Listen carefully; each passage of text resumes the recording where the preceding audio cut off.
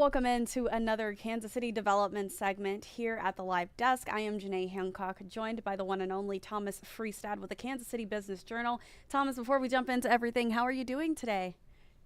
Doing excellent. Had a little bit of an uninvited shower last night Yeah, with the weather we've been having, but I yeah. can't complain. Speaking of Kansas City, I know a lot of people are waking up with those same exact thoughts today as well. But they're also waking up, probably a lot of them, still curious as to what's going on with the Country Club Plaza. Now, I know we had some major developments last year, and there are still a lot of unanswered questions. But today, you're actually reporting that the landmark Raphael Hotel in the Country Club Plaza was purchased by a Texas investor. But I want to make sure before we jump into this, make it very clear that these are two separate management groups. So that's one buyer, and then there's also a separate buyer for the actual Country Club Plaza. But as far as this one, the one that has finally finalized, tell us a little bit more about that purchase if you can. Yeah, so for the Raphael Hotel, it was a little bit of an interesting news day to where for the past 6+ months, everybody has been looking for the words Texas buyers close on the Country Club Plaza. Yesterday, it was Texas buyers closed on the Country Club Plaza Hotel, the Raphael Hotel, but entirely unrelated groups. This group is out of Plano, Texas, Bentley Legacy Holdings. It's a family investment group that specializes in hospitality properties. So after about 15 years thereabouts of ownership of a previous group for the Raphael Hotel, they carried out an extensive renovation. Now you have a new group that's going to come in and take ownership of a property that dates back almost as long as the plaza itself.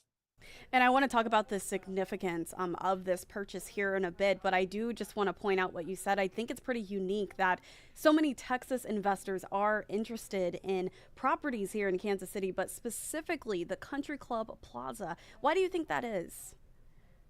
I think it speaks as to just broader out of town interest in Kansas City at the moment, and you can chalk that up to Kansas City having strong market fundamentals, or else being in the national spotlight for the Chiefs and Taylor Swift and otherwise.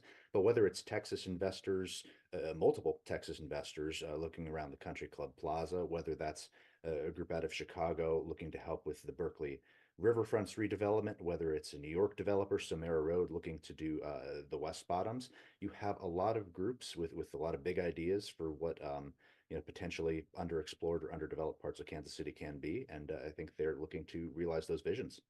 And they did buy this hotel, the Raphael Hotel, from a Kansas based management group. Is that correct?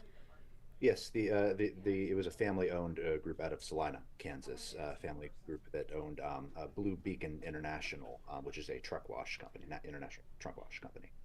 And how significant is it that this landmark was actually bought? And it seems like were these private conversations, because I know that this is our first time hearing about it in the KCTV5 newsroom, or was this kind of public information already? Well, the sale was recorded with Jackson County. It's my understanding that the sale had been in the works for some period of time. I believe there was a rezoning action at the city to kind of get the hotel and its parking nice and orderly so that a new buyer could come in and acquire it. But anytime really a sizable or prominent historic property changes hands in Kansas City, I pay attention. Historic sales and properties and projects are always really fun ones to write about because Kansas City is so steeped in them, and we also have somewhat of a split history. We have a good track record of converting some historic office buildings and historic properties for new uses, oftentimes apartments. Other times there's buildings that creative minds say, wouldn't it be great if we could reuse it for this, that, or the other thing? But unfortunately, sometimes it's not feasible, or a developer doesn't share that vision. They get torn down. So, anytime something like this goes on the market or does transact, my eyes do perk up.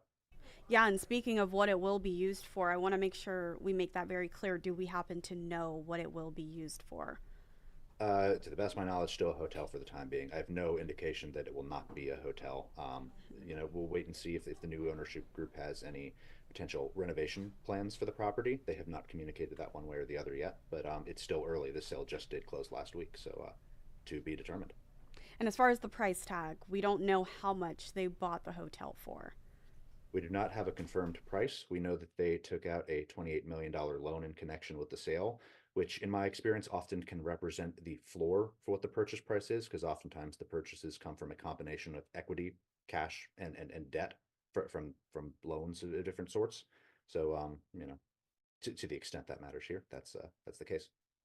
$28 million loan. Okay, let's move forward. So we know that the HP Village Partners in Texas as well, completely different buyers. They're also interested in the actual Country Club Plaza as a whole. Do we have an update on that? I know that transaction was initially supposed to close at the end of 2023. So what do we know right now in May of 2024? Yeah, if there's an update in that, I am as interested in that as you are because, I have every indication from the various sources I speak to each week that the sale is still planned. It's been conveyed that due diligence has taken a fair amount of time, as makes sense for a property and a retail center of the magnitude that the Country Club Plaza is.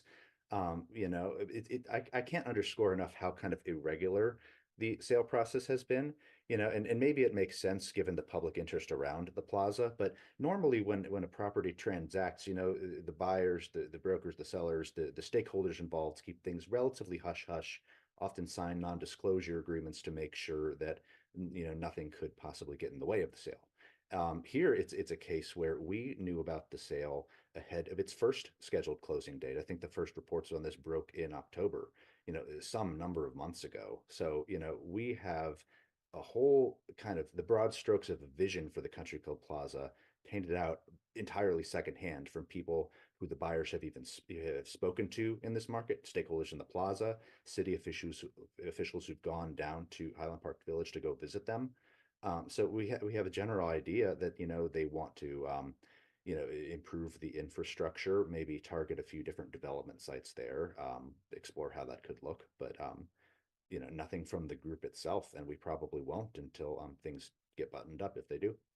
And you bring up October, and I really want to touch on that just because we're almost halfway in the year of 2024 with June next month. And you also touched on public interest. So, just out of curiosity, and maybe our viewers have the same question, but can another potential buyer kind of sweep in and steal this deal, or how does that all work? How does that pan out? Well, there's a good number of unknowns here. I'm waiting to confirm exactly how the structure of the acquisition will look as it relates to the outstanding debt that went into default as of last May. It's been just over about a year now that the current Plaza ownership defaulted on that debt, couldn't pay that. So it's been conveyed that the desired buyers, the HP Village Partners Group, is under contract. I would think that that is relatively secure, stable with them. If for whatever reason they couldn't make that deal work, they were to back away from a sale, then it goes back to the drawing board in a manner of speaking. Before HP Village Partners came under contract, there was interest from a number of different parties, half a dozen or more, including local groups and national groups. It's possible that some of them could try to return to the table, see if they can make something work. There's any number of ways that that could go. Yeah, it'll definitely be interesting to see. So we'll definitely be following the latest developments. Hopefully we get something within the next few weeks, the next few months. Like I said, June is next month. I know we just entered the month of May, but we're now approaching that halfway mark of 2024. So Thomas, before I let you go, I do want to touch on something really fast. Is there anything else you would like to add to the Plaza developments before we move forward? I think we're in wait and see mode, Yeah. and continue waiting, and hopefully see soon. Alrighty. So before we move on and before I let you go, I do want to touch on another story that you have been reporting on, and that is actually a former resort that will now become a pickleball destination. And like I told you before, I know pickleball has really taken over here locally, but also across the country. So tell us a little bit more about that project. Yeah, this is a cool story I had the opportunity to tell last week. SW19 at the stadium is a pickleball destination. It's going to be the new home for the Kansas City Stingers, which was one of six pickleball expansion teams under the National League there that Kansas City was announced to become home to earlier this year. Community Builders of Kansas City, which is a minority-led community development corporation, done some great work on multifamily and office over on the east side. They have expanded their mission, transforming East Side communities to the easternmost part of Jackson County as part owners of the Kansas City Stingers, along with the owners of the SW19 Pickleball Academy out in Leawood.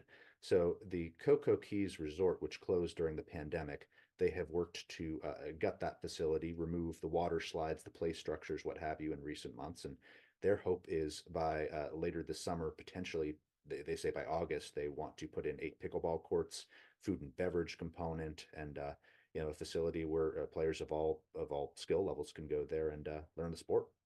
And economically, this will do well for the area as a whole.